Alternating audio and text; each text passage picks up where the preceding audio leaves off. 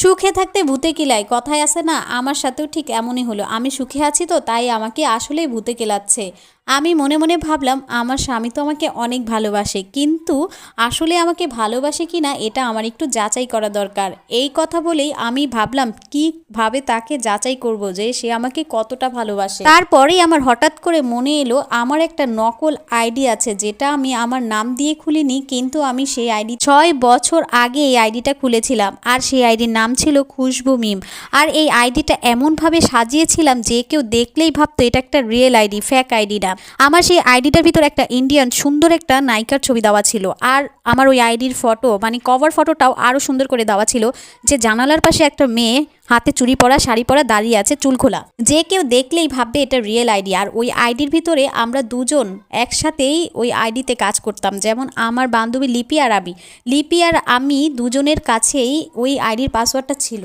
যখন কোনো মেসেজ করতাম তখন দুইজনেই দেখতাম, আর যখন কেউ কারোর সাথে মেসেজ করতো ওই আইডি দিয়ে তখন দুজনেই দেখতাম। মানে এমন একটা ছিল যে আমার কাছেও পাসওয়ার্ড ছিল, ওর কাছেও ছিল। তো আমি কি করলাম, সেই আইডি দিয়ে আমার হাজব্যান্ডকে একটা ফ্রেন্ড রিকোয়েস্ট দিলাম। আমার হাজব্যান্ড রাতে বাসে এসে আমাকে জিজ্ঞেস করলো যে তোমার কি খুশবু মিম নামে কোনো বান্ধবী আছে?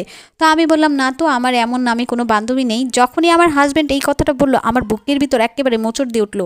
আমি জিজ্ঞেস করলাম কেন, কি হয়েছে? সে বললো না এমনিতেই। তারপরও আমি হতবাক হয়ে গেলাম, আমার স্বামী আমাকে কিছুই বলল না।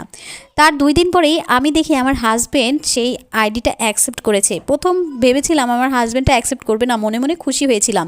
যখনই আমাকে অ্যাকসেপ্ট করেছে তখন আমার মনের ভিতর আরও সন্দেহ বেড়ে গেল। আমার হাজব্যান্ড রাতের বেলা আমার সামনে কখনোই মেসেজ করতো না। দিনের বেলা আমার হাজব্যান্ড যখন অফিসে যেত তখন ওই খুশবু মিম আইডিতে মেসেজ দিত, বলতো যে আপনি অনেক সুন্দর, আর আপনি আমাকে ফ্রেন্ড রিকোয়েস্ট পাঠিয়েছেন কেন, আপনি কি আমাকে চেনেন? আমিও আমার হাজব্যান্ডের সাথে কথা বলতাম না আপনাকে চিনি না, কিন্তু আপনার ফটো দেখে আমার ভালো লেগেছে, এজন্য আমি আপনাকে ফ্রেন্ড রিকোয়েস্ট পাঠিয়েছি।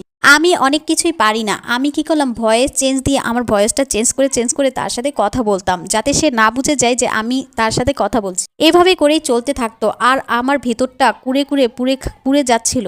আমাদের বিয়েটা হয়েছিল ভালোবেসেই। অনেকগুলো মানুষের সামনে সে আমাকে প্রপোজ করেছিল, ফুল হাতে নিয়ে অনেকগুলো মানুষের সামনে আমাকে হাঁটু গেড়ে বসে বলেছিল তুমি আমার সারা জীবনের সাথী হবে। এই কথাগুলো মনে করে আরও অনেক কান্না পেত।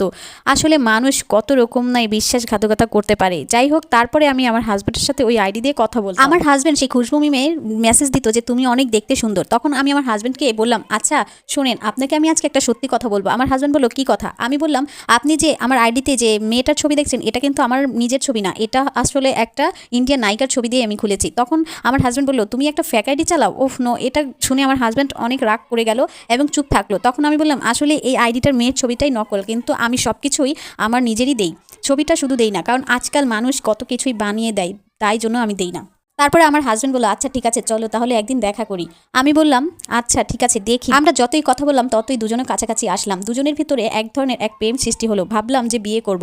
তারপরে একদিন আমি বললাম আচ্ছা আমরা তো অনেক দিন হয়ে গেল কথা বলি, আপনি আমাকে বিয়ে করবেন না? তখন আমার হাজব্যান্ড বললো বিয়ে তো করবো, কিন্তু অনেক দেরি আছে, কারণ আমার একটা বড় ভাই আছে। আর আমার হাজব্যান্ড দিনের বেলায় আমার সাথে কথা বলতো, রাতে বলতো না। বাসায় গিয়ে বলতো যে তার বড় ভাই তার সাথে ঘুমায়, এই জন্য আমার সাথে কথা বলতো না। চিন্তা করেন আমার হাজব্যান্ড আমাকে তার বড় ভাই বানিয়ে দিল। এটা ভেবে আমি আরও অনেক কষ্ট পেতাম। তারপর আমার হাজব্যান্ড বললো আসো একদিন দেখা করি। আমিও বললাম আচ্ছা ঠিক আছে একদিন দেখা করব। কিন্তু আমি মনে মনে ভাবলাম কার সাথে আমি দেখা করাবো? আমার এমন কোনো বান্ধবী নেই যেই বান্ধবীকে আমার হাজব্যান্ড দেখেনি। তবে হ্যাঁ, চিটাগং আমার একটা বান্ধবী থাকে মৌ নামে, ওরে কখনো আমার হাজব্যান্ড দেখেনি। ও দেখতে যেমন সুন্দর, ওর কথা বলা সব কিছুই স্মার্টনেস। তারপর আমি চিটাগংয়ের বান্ধবীকে ফোন করলাম, বললাম কি রে তুই কবে ঢাকায় আসবি? আমার বান্ধবী বললো হ্যাঁ সামনের মাসে আমি ঢাকায় আসবো। তখন আমি বললাম বান্ধবী তুই যখন আসবি তো আমার সাথে একটু দেখা করিস। তো আমার বান্ধবী বললো আচ্ছা বেশি জরুরি? আমি বললাম হ্যাঁ আমার একটু বেশি জরুরি, দয়া করে আমার সাথে কিন্তু অবশ্যই দেখা করবি। আমার বান্ধবী বললো আচ্ছা। পরের মাসে একদিন আমার বান্ধবী ঢাকায় চলে আসলো। তখন আমাকে ফোন করলো, বললো আমি আসছি, তুই দেখা করবি? বললো আচ্ছা ঠিক আছে। আমি বললাম কোথায় দেখা করবি? পরে আমি আমার হাজব্যান্ডের সাথে তাকে দেখা করাবো দেখে আমার বাসায় তাকে ডাকিনি। আমি বললাম আচ্ছা ঠিক আছে বুড়িগঙ্গা নদীর তীরে চল আমরা দেখা। আমার বান্ধবী বলে কেন তোর বাসায় আসা যাবে না? তোর বাসায় আসলে কি সমস্যা? আমি বললাম না, তোকে দিয়ে একটা কাজ আছে, কিন্তু তুই আর আমি বুড়িগঙ্গা নদীর তীরেই দেখা করবো। তারপর আমার বান্ধবী বললো আচ্ছা ঠিক আছে তাহলে চল বুড়িগঙ্গা নদীর তীরেই দেখা করি। তারপরে আমার বান্ধবী একদিন বিকেল 3টা বাজে আসলো বুড়িগঙ্গা নদীর তীরে। সামনাসামনি দেখে দেখে আমার ওকে অনেক ভালো লাগলো, কারণ ওকে আমি দেখেছি সেই ক্লাস 10-এ থাকতে, তারপরে ও এখন ভার্সিটি শেষ, তারপরে ও এখন অফশোর, তাই ওর হাতে কাজ নেই, ও ঢাকায় বেড়াতে আসছে। তো আমি আমার বান্ধবীকে বললাম, বান্ধবী আমার তো একটা সমস্যা হয়েছে, তুই প্লিজ আমাকে একটু হেল্প করবি? তো আমার বান্ধবী বললো, কি হেল্প বল, অবশ্যই করবো। আমার বান্ধবীকে সব খুলে বললাম যে আসলে আমার হাজব্যান্ডের সাথে আমি একটা ফেক আইডি দিয়ে কথা বলি, এখন দেখা করতে বলতেছে, আমি কি করব। আমার বান্ধবী বললো, ধুর এটা কি করিস, তোর সুখে আসিস, এখন তোর মাথায় কি ভূতে কিলাচ্ছে? আমি বললাম, বান্ধবী দেখ আমি এখন এরকম করে ফেলছি, প্লিজ তুই আমাকে একটু রক্ষা কর। আমার বান্ধবী বললো যে না, আমি এই ধরনের কাজ করতে পারবো না। আমি ওর হাত পায়ে ধরলাম যে বান্ধবী প্লিজ প্লিজ আমার একটু সম্মান বাচ্চা। তারপর আমার বান্ধবী বললো, আচ্ছা ঠিক আছে, এই একবারই, কিন্তু পরবর্তীতে আমি কিন্তু কখনোই দেখা করতে পারবো না। পরে আমি বললাম, আচ্ছা ঠিক আছে, পরেরটা আমি ম্যানেজ করে নিব, চল তুই আমার হাজব্যান্ডের সাথে একটাবার দেখা করবি, আর আমি তোকে যেমন যেমন বলে দিচ্ছি তুই তেমন তেমন করেই আমার হাজব্যান্ডের সাথে কথা বলবি। এই বলে আমি ওকে বলে দিলাম। বান্ধবীর সাথে কথা শেষ করে আমি বাসায় চলে আসলাম এবং আমার হাজব্যান্ডকে একটা ভয়েস পাঠালাম যে আচ্ছা আপনার সাথে আমি দেখা করব, আপনি একটা ডেট ফিক্স করেন। আমার হাজব্যান্ড একটা ডেট ফিক্স করলো শুক্রবার, আগামী শুক্রবার। তারপর আমি ভাবলাম আচ্ছা ঠিক আছে, এটা বলে সেই আগামী শুক্রবার বিকেল 4টা বাজে দেখা করব। বাসায় আমার হাজব্যান্ড এসে, আজকে বুধবার আর আমরা দেখা করবো শুক্রবার, মানে 2 দিন মাঝখানে। এখন আমার হাজব্যান্ড বলতেছে, আচ্ছা বলো তো আমাকে কোন শার্টটাই মানায়? আমি বললাম, তোমাকে তো সব শার্টই মানায়। পরে কি বলে যে না, আমাকে একটা স্পেশাল শার্ট তুমি পছন্দ করে দাও, যেটা আমি পরে একটা স্পেশাল মিটিংয়ে যাব। আমি শুনে হতবাক হয়ে আমার হাজব্যান্ডের দিকে তাকিয়ে রইলাম, কিন্তু ভেতরে ভেতরে আমি একেবারে জ্বলে পুড়ে শেষ হয়ে যাচ্ছি। আর অনেক চুপে চুপে এই 3টা মাস আমি কান্নাও করেছি। 3 মাস পরে আমি আমার হাজব্যান্ডের সাথে দেখা করতে যাব, ওই যে নকল আইডি সেজে, মানে আমার সেই মৌ বান্ধবীটা দেখা করবে। তো পরে আমি একটা সুন্দর শার্ট বের করে বললাম, এটাতে তোমাকে অনেক মানায়। আমার হাজব্যান্ড অনেক খুশি। তারপরে শুক্রবার দিন কিভাবে যেন সেই চারটা এসে পড়লো, আমার হাজব্যান্ড সুন্দর করে রেডি হয়ে গেল। এদিকে আমার বান্ধবীকেও বলে দিয়েছে আগে থেকে কোথায় কোথায় গিয়ে দাঁড়াবে। তারপরে আমার বান্ধবী বললো, দেখ তুই কিন্তু ফোনটা কাটিস না, ফোনটা রাখিস, আর ফোনটা রেখে মানে করিস, যাতে আমি তোর হাজব্যান্ডের সাথে কি বলবো শুনিস। আমি বললাম ওকে ঠিক আছে, তুই যা, কোনো সমস্যা নেই। তারপরে আমার হাজব্যান্ড দেখা করতে গেল সেই পার্কে। আমার বান্ধবী আর আমার হাজব্যান্ড কথা বলছে। আমার বান্ধবীকে দেখে আমার হাজব্যান্ড অবাক হয়ে দাঁড়িয়ে বলল, তুমি তো অনেক সুন্দর, মানে আমি যতটা ভেবেছিলাম তার থেকেও বেশি সুন্দর।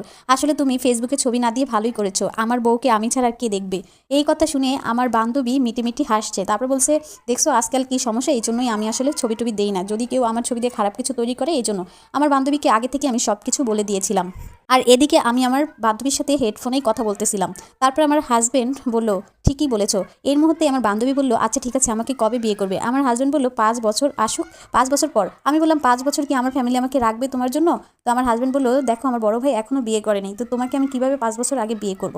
মানে সব কিছুতেই জানি কেমন কেমন কথা বলে। এদিকে আমাকে অনেক ভালোবাসাও দেখাচ্ছে। আর ঠিক ওই মুহূর্তে আমি ছাদে দাঁড়িয়ে আমার বান্ধবীর এই কথাগুলো শুনছিলাম, আর আমি হঠাৎ করে মাথা ঘুরিয়ে পড়ে গেলাম। আর আমার প্রতিবেশী এক ভাবি আমার হাজব্যান্ডকে ফোন দিয়ে বললো যে আপনার বউ হঠাৎ অজ্ঞান হয়ে পড়ে গিয়েছে। তখন আমার হাজব্যান্ড সাথে সাথে আমার বান্ধবীকে কোনো রকম বিদায় না জানিয়েই বাসায় চলে আসে। পরবর্তী পার্ট যদি চান তাহলে অবশ্যই কমেন্টে জানাবেন, আমি পরবর্তী পার্ট আপনাদেরকে দিব। গল্পটা অনেক বড় হয়ে যায়, যার কারণে আপনাদেরকে পুরো গল্পটা বলতে পারিনি।